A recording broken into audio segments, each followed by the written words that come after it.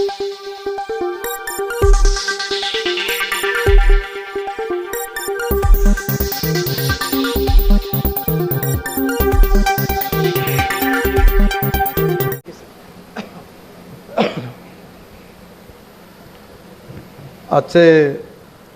प्रमुख वक्ते कालिदास संस्कृत विश्वविद्यालयाचे माजी कुलगुरू आदरणीय doctor Pankaj Chande,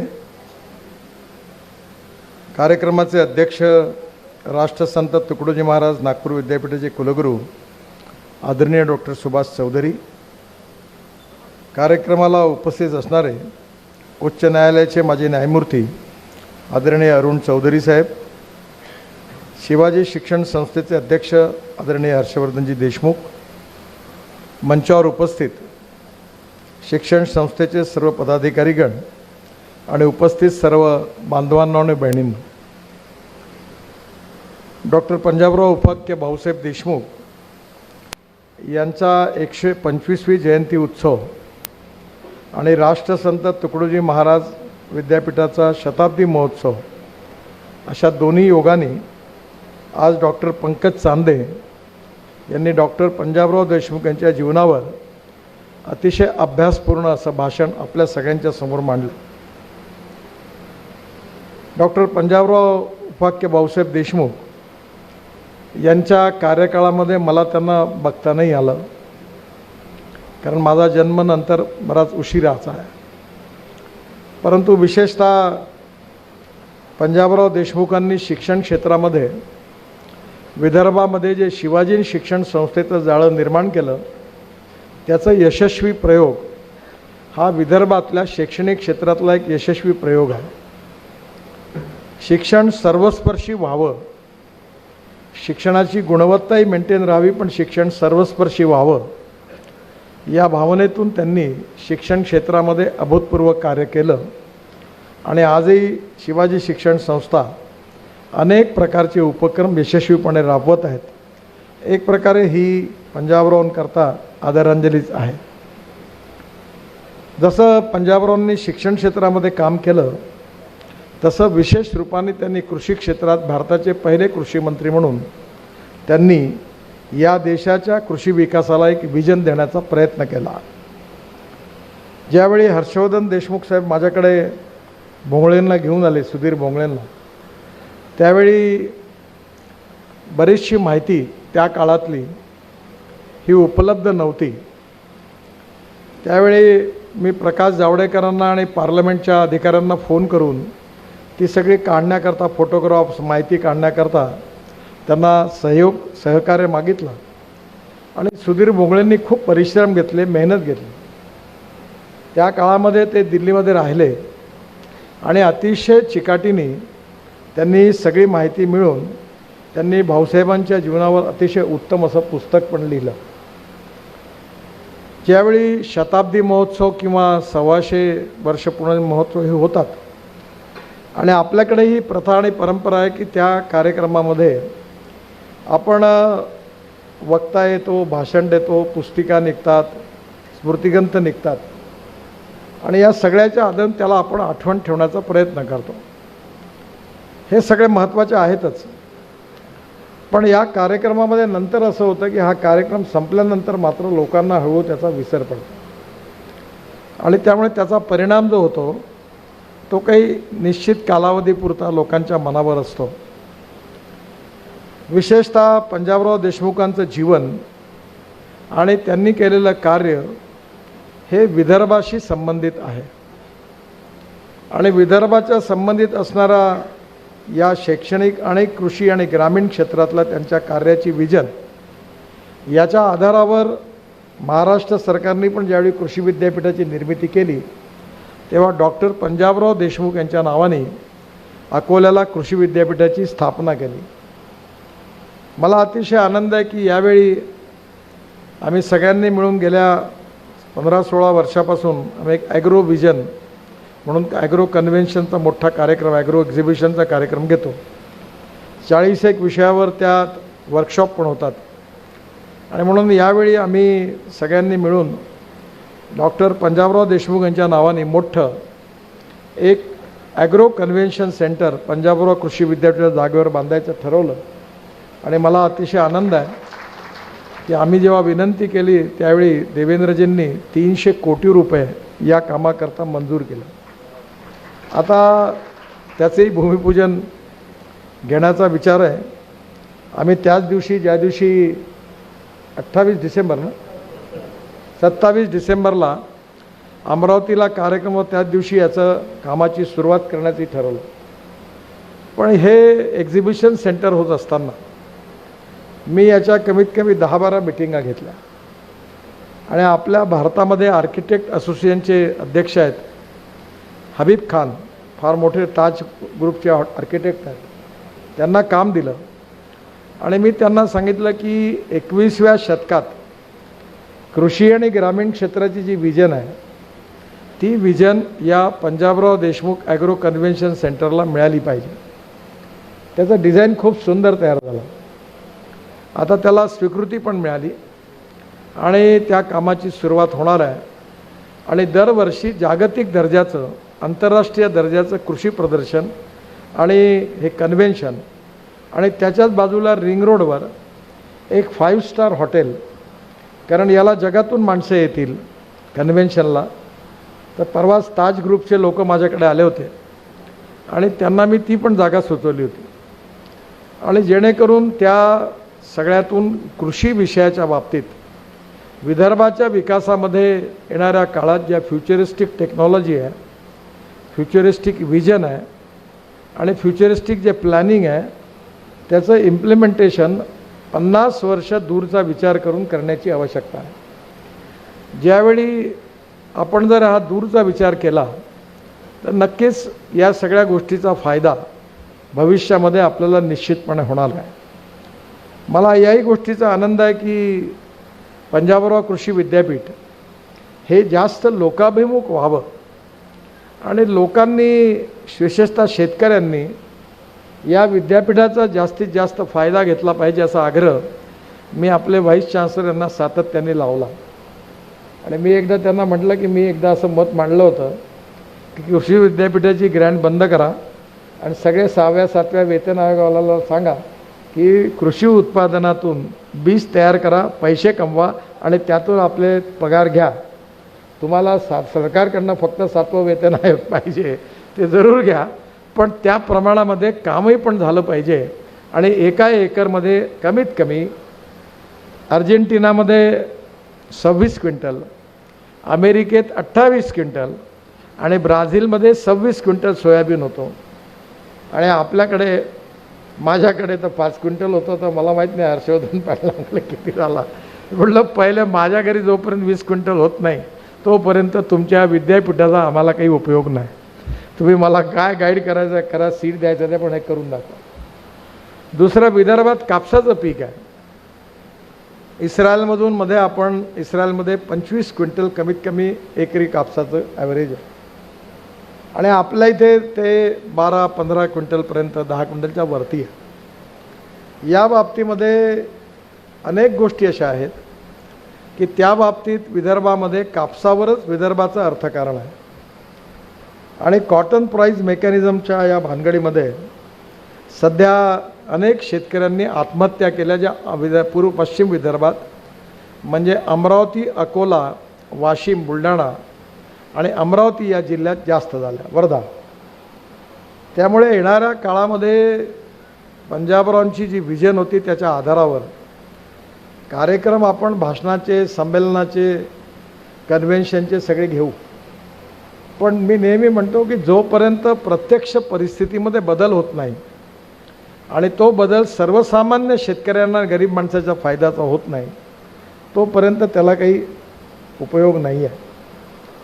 financial audit महत्त्वाचं आहे, पण फायनान्शियल ऑडिटपेक्षा परफॉर्मन्स ऑडिट खूप महत्त्वाचं आहे. मी एक 3-4 दिवसापूर्वी अमेरिका आणि UK या भागात भारतातून जेवढे IIT इंजिनियर्स जगात गेले होते त्यांची एक संस्था आहे आणि त्यांचा कार्यक्रम झाला. त्याचा प्रमुख अतिथी मी होतो.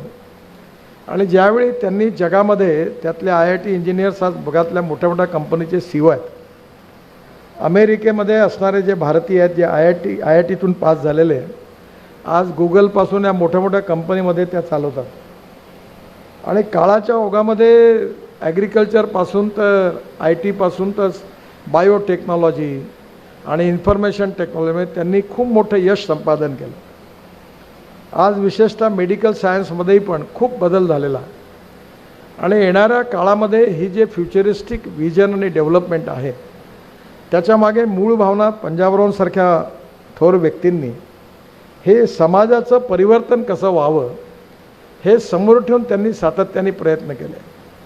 शिक्षण हे वाघिणीचं दूध आहे आणि शिक्षणातून खऱ्या अर्थाने कसा बदल होईल, माणूस कसा घडेल आणि सामाजिक आर्थिक परिवर्तन कसं घडेल हा दृष्टिकोन त्याच्यामागे होता.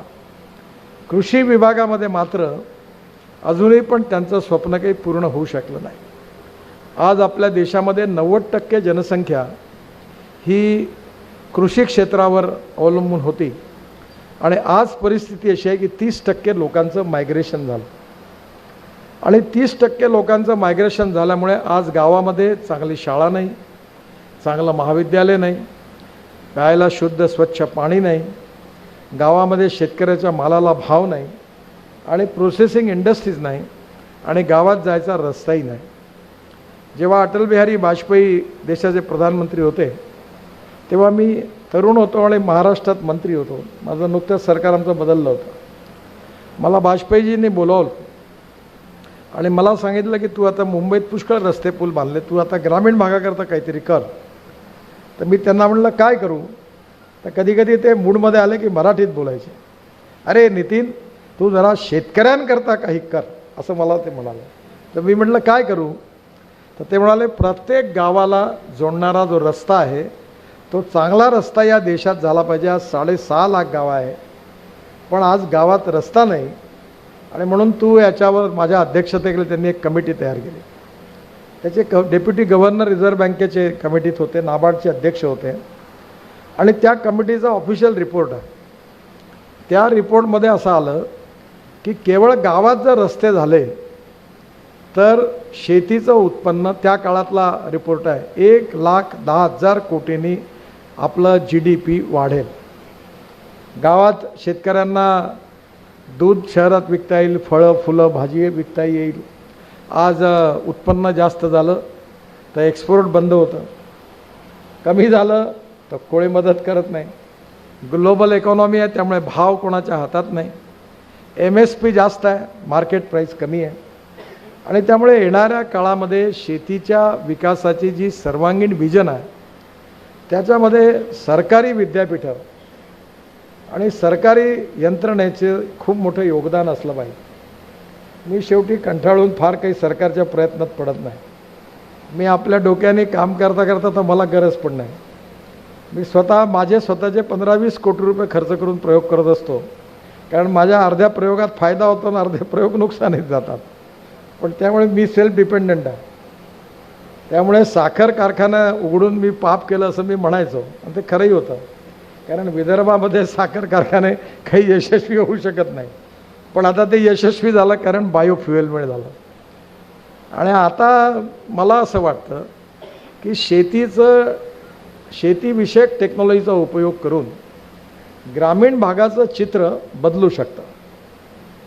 आणि मी याच्यातले अनेक प्रयोग, मी नेता म्हणून नाही म्हणत, मी आत्ता 1800 कोटी रुपये माझ्या परिवारावर कर्ज आहे आणि 2,500 कोटी टर्नओव्हर आहे.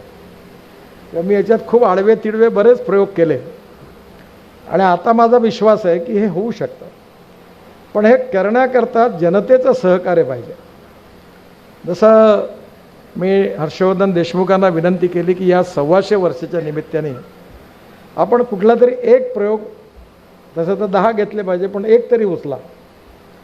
हे नेते येतात, भाषण देतात, सगळे येतात, होतात, पुस्तिका निघते, ग्रंथ निघतो, पुन्हा ते वाचणारे काही वाचतात, काही वाचत नाहीत आणि तो संपला कार्यक्रम की मग मात्र लोक ते हळू विसरून जातात. म्हणजे हे सत्य आहे, माझी कोणावर टीका टिप्पणी नाही करायची मला. त्यामुळे येणाऱ्या काळामध्ये मी त्यांना असं सुचवलं की मी बारामतीला गेलो होतो आणि पवार साहेबांनी बारामतीमध्ये खडकाळ जमीन आहे, त्यांनी मला दाखवली सगळी, अक्षरशः दगड आहे आणि त्या दगडावर त्यांनी खरोखर नंदनवन जसं विकसित केलं. तर त्या ठिकाणी त्यांनी तो माझा अतिशय फेवरेट, मी इथे वेटनरी युनिव्हर्सिटीला करून दिलं. पण विद्यापीठामध्ये एवढं झाल्यानंतर जेवढं अपेक्षा आहे तेवढं काम होत नाही. त्या ठिकाणी त्यांनी आपल्या इथे 1952 साली जी आपली गाय होती जी ब्राझीलला गेली होती गीर जातीची, आणि तिचा आता दूध 60 लिटरची गाय तिथे आपण आपली आपली गीर गाय त्यांनी तयार केली. आणि त्या गाईचा जो सांड होता टोरॅन्डो, त्याचं सिमेंट्स आपण भारतात आणला होता आणि त्या आपल्या 2 लिटरच्या गाईला दिलं तर गोरी जी होईल ती 12-15 लिटरची होईल. पण याच्या पलीकडे जाऊन टेक्नॉलॉजी आणि सायन्समध्ये आमूलाग्र बदल झाला आणि तो म्हणजे एम्ब्रिओ ट्रान्सफर. आणि त्याच्यामध्ये 2 लिटरच्या गाईचा गर्भ बदलवायचा आणि त्याच्यामध्ये त्या गीर जातीचा जो टोरॅन्डो बुल होता त्याचं सिमेंट्स टाकून त्याची जसं टेस्ट ट्यूब बेबी आहे तसं टेस्ट ट्यूब गोरी तयार करण्याचं काम सुरू झालं. मी इथे वेटरनरी कॉलेजला 15-20 कोटी रुपये मिळवून दिले. सगळे प्रयोग सुरू झाले. काही गायी झाल्या. जे दिवे साहेब माझे प्रायव्हेट, त्यांच्याकडे 8 गोऱ्या आणि 2 गोरे तयार झाले.